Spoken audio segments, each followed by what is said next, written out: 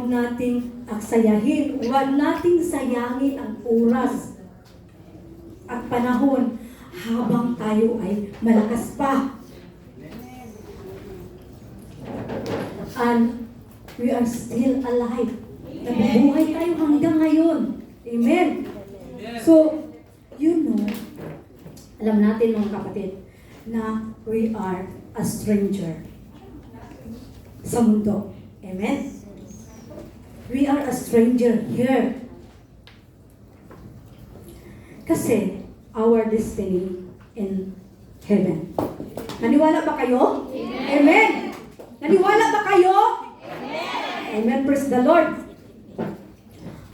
Ang buhay natin dito sa lupa, pansamantala lamang mga kapatid.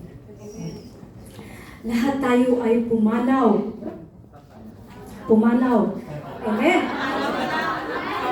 Pumapanaw. Pumanaw. Pumanaw or mamamatay. That's the reality mga kapatid. Amen. Praise the Lord. Iiwan natin ang lahat ng mga bagay.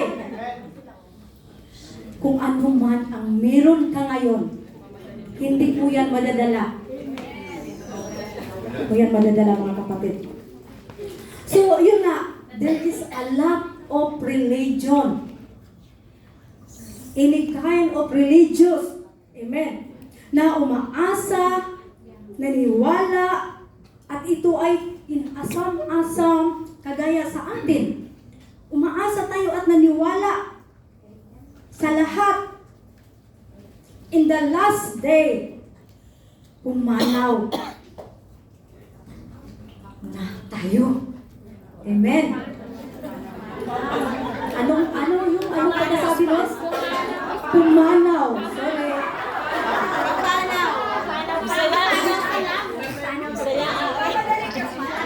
Alam mo mga kapatid, talagang kagabi umiyak ako kasi, alam mo, hindi mo mamalayang nakatulog ka na. Pala, mayroon palang ganun, no? Na, nung bigla kang nagasing sa'yo, nakatulog pala ako. Hindi mo alam, nakatulog ka pala. Nakatulog ka pala. Saka mo na nalaman, kung nagising ka. Sabi ko ganun, Lord. Sabi ko, Lord, tulugan ako. Ang bigat ng mata ko. Antok na antok ako. Yung mga katawan ko, yung parang lakas. Kung kailangan, kasi bukas na. Talagang, alam nyo, napakahirap hindi madali na magpahayag ng salita ng Panginoon. Pero salamat sa ating pastor, si Pastor Donald D, sa mga elders na binibigyan ako ng pagkakataon na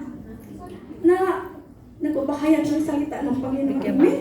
So, alam ko lahat tayo, mayroong mga talent na binibigay si Lord sa bawat isa sa atin. At ang doon, kung paano natin gagamitin yung talent na binibigay ng Panginoon sa atin. Kaya, pero alam niyo mga kapatid, yung inaasam natin, na inaasahan natin na pag tumapanaw na tayo, yun ay ang buhay na walang hanggan, yung eternal life. Diba? Inaasahan natin yan. Lahat ng mga tao sa mundo, lahat ng mga religyoso, inaasahan na tayo sa buhay natin ay pupunta tayo doon sa buhay na walang hanggan, na yan ay promise ni Lord sa bawat isa, sa bawat taong naglilingkod ng tapat sa Panginoon, mga kapatid. Pero ang lahat ng yan ay hindi natin makamtan, mga kapatid. Bakit? Natandaan yung preacher nung last week, you need to transform. Amen? You need to transform and then focus to Jesus and then put Jesus in center in our heart. Lagay natin siya dito sa gitna. Hindi tayo makapag-transform kung ang ating Panginoon dito lang sa gilid. Meron bang ganun? Dito lang sa gilid? Kaya nga, you need to focus. And you know the fruit of the Holy Spirit should to nandiyan yan sa iyo every day. Kasi pag andyan sa atin yung fruit of the Holy Spirit, Spirit every day in our daily life, magaan na sumusunod sa kalooban ng Panginoon. Hindi mahirap. Makikita natin yan sa Galatians chapter 5, verse 22-26. Yung the fruit of Holy Spirit. Huwag mo hayaang mahulog yung isang Holy Spirit. Kahit isang mahulog, huwag mo hayaan yan. Pag mahulog man yan, pulutin mo at ibalik mo para kumpleto yung fruit of the Holy Spirit na binibigay ni Lord sa bawat isa sa atin, mga kapatid. Palakpakan nga natin ang ating Panginoon. Amen. Palakpak na papuri sa ating Panginoon. So ito nga, mga kapatid, dahil tayo ay pumapanaw. Umanaw.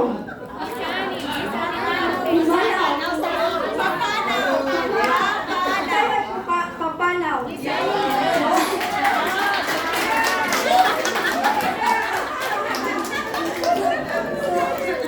Siyempre, tayo, pag pupunta tayo sa isang lugar, mga kapatid, kailangan alamin natin kung anong klaseng lugar yun. Diba? Hindi ka po basta-basta pupunta sa lugar na yun kung hindi mo alam ang sitwasyon sa lugar na yun, mga kapatid. So ngayon ang subject natin, mga kapatid. What is the situation in heaven? Amen? Alam niyo, mga kapatid, talagang iniisip ko, ano ang title? Sino? Ano nga ba ang sitwasyon sa langit? Ano nga ba ang kalagayan sa langit? Bakit inaasam? Bakit maraming tao ang umaasa doon na gusto nilang puntahan yung langit na yun? Yung heaven na yun? Kaya what is the situation in heaven? So, makikita natin yan.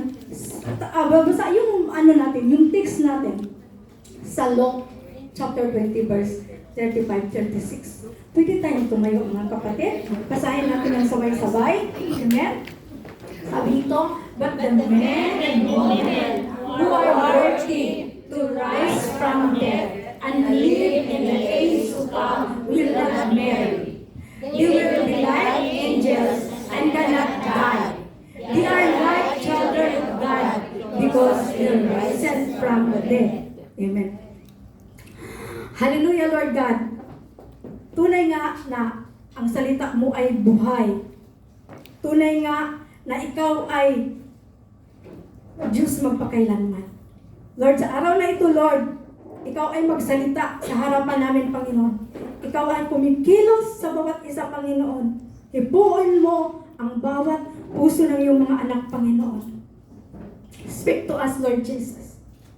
Ikaw, Panginoon, ang magsalita sa araw na ito. Ang lahat ng ito, Lord, binabalik ko sa iyo. And we humble before you, Lord God. In Jesus' name, amen. Amen. So, of course, before we go that place, no? Kailangan alamin natin kung ano ang mayroon doon. Kung ano ang mayroon doon. So, the first point, sabi dito, pwede natin patayin ang ilaw, Pas. Thank you, Pas. Oh, dito lang, Pas. Patayin ang ilaw. Dala, concentrate tayo, mga kapatid. Sabi dito, there is no more death. Amen? Wala ng kamatayan. Sabi dito. Kung pumupunta tayo sa pero yung text natin, nababasa naman natin yung text natin. So, church, today, God speak to us. Amen? Naniwala ba kayo na ang Panginoon ay nagsasalita ngayon sa araw na ito? Amen. This is the Word of God. Amen. At ito ay buhay. Amen. So, about the verse, sabi dito, who are worthy? Sino ang karapat-dapat? Until the end. Mga kapatid. Na siya yung muling mabubuhay doon sa kabilang buhay. Amen? Siya ay mabubuhay muli doon sa kabilang buhay. Naintindihan niyo ba yan, mga kapatid? I know you understand. Because hindi na tayo mga bata. Amen? Amen. So, mga kapatid, sinong nag-dream ng ganito? Na siya ay namatay at nakita niya yung kaluluwa niya? I know na meron. Kasi sinabi niya sa akin. At habang nagdito siya sa akin, tumatayo yung balahibo ko. Kasi mga kapatid, ito nga, nakikita natin sa picture. Yung katawang lupa natin, iiwan yan. Tapos yung Holy Spirit, yung soul natin, yung spirito natin, siya yun ang haharap dun sa Panginoon, mga kapatid.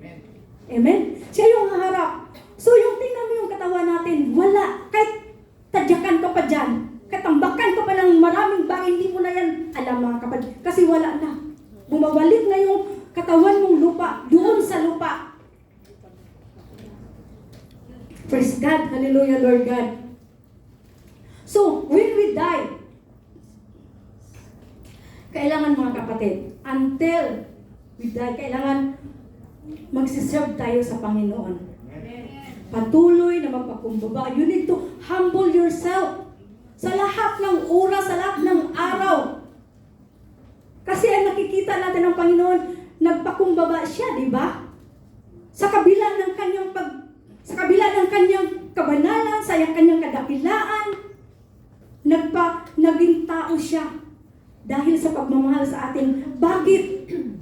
Dahil gusto ng Panginoon na makasama niya tayo doon sa buhay na walang hanggan. Kaya nag-sacrifice siya para sa atin, mga kapatid. So yun nga, sa langit, wala na daw kamatayan, no more death. Pag andun ka na sa langit.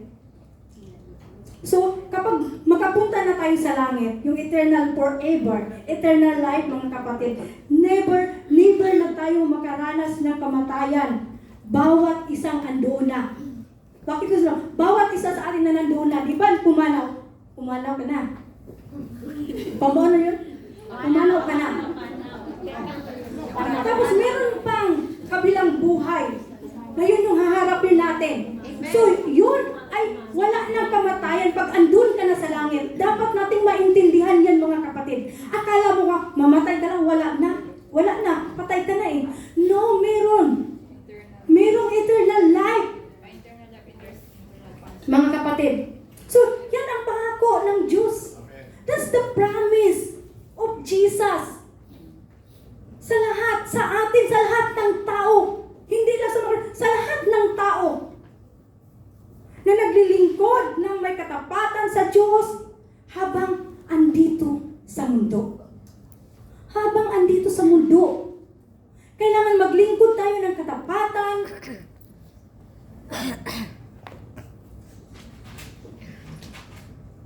Tingnan mo nga, sa lahat ng tao sa mundo, kasama na tayo doon, di ba? Nandito pa tayo sa mundo eh. Tingnan mo ang iyong sarili. Tingnan mo yung sarili. Tingnan mo yung sarili mo. Makatingin ka sa sarili mo. So habang nandito pa sa mundo, kahit gaano tayo kaingat sa physical body natin. Di ba nag-iingat tayo, di ba? Nag-iingat tayo sa physical body natin. Kasi andito pa tayo sa mundo. Masyado tayong conscious sa physical natin. Gusto natin palagi tayong maganda. Palagi tayong So, yan na yan, kahit gaano pa sila kayaman, yung mga tao na yan, kahit umiinom pa ng iba't ibang klaseng vitamins, mga kapatid, tayo umiinom din tayo ng vitamins para lumakas, di ba? Lalo na sa mga trabaho natin. Lahat na yan is useless, mga kapatid, pero that's for the physical body lang naman. Di ba? Kasi yung time mo, pumuti ng buhok mo, dahil sa mga uban, kulubot na yung mukha mo, paika-ika ka ng maglakad, pero wala ka pa rin nagawa. Wala kang magawa dahil talagang may kamatayan, mga kapatid. Kaya ito na ang panahon para magpukus tayo, mga kapatid, sa paglingkod sa Diyos na may katapatan. Ito yung panahon, mga kapatid. So ang Panginoon nagsalita ngayon na kailangan magpukus na tayong maglingkod dahil ang Diyos, siya ay tapat sa kanyang pangako, mga kapatid. Siya ay tapat sa kanyang promise sa atin. Hindi yan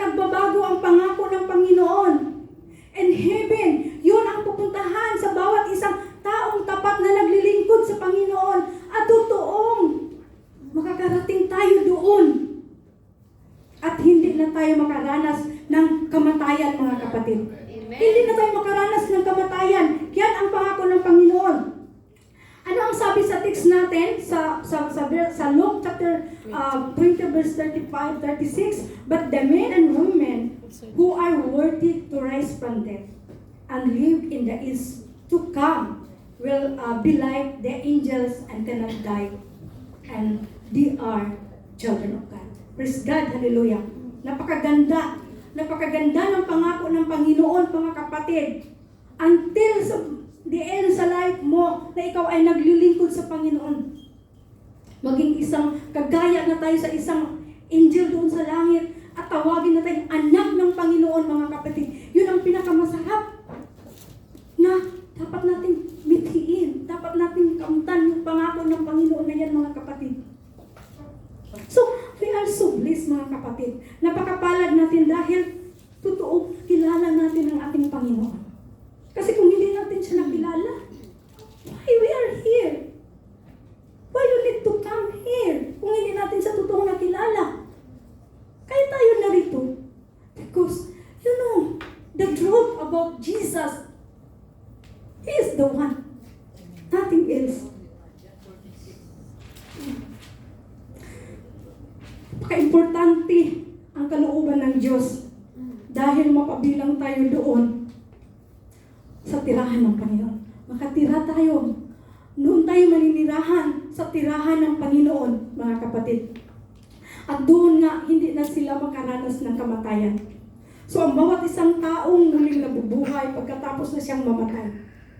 So, we have eternal life forever with God, mga kapatid. So, now we are here in the church, right? Nag-attend tayo, lahat ng gawain, nag-aaral tayo ng salita ng Diyos, at patuloy na nagsaliksik ng kalooban ng ating Panginoon.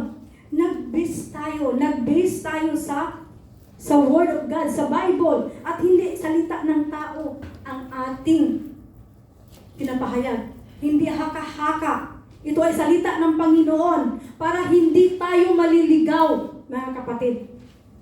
Para hindi tayo maliligaw. At ito ang mga verse sa Bible ay tapat, ay dapat meron tayong malalim at matibay na batayan from the Bible lang talaga. Para hindi tayo maligaw. Yun nga. Para hindi tayo maligaw. Kailangan meron tayong katibayan at malalim na pang-unawa sa salita ng Panginoon. Habang tayo ay nabubuhay nga dito sa mundo at hindi na muna talaga maiwasan, mga kapatid, na talagang ito naman, pumanaw na naman. Amen. Dahil we are stranger nga dito sa mundo. Our destiny in heaven. So, and God, He promised to us na tayo ay muling buhayin doon sa buhay na walang hanggan. Amen. Diba? Napakaganda ng salita ng Panginoon. Napakasarap ng pangako ng Panginoon sa atin na mabubuhay tayo. Pag mamatay tayo, muli tayong mabubuhay. At kasama na natin ang Panginoon. So punta tayo doon sa number 2, sa second point na tayo, mga kapatid. Yung natin dito, ito yung subject natin. What is the situation in heaven? Wow, yun! Yun nga, andun ka na sa langit. Amen. Sabi dito,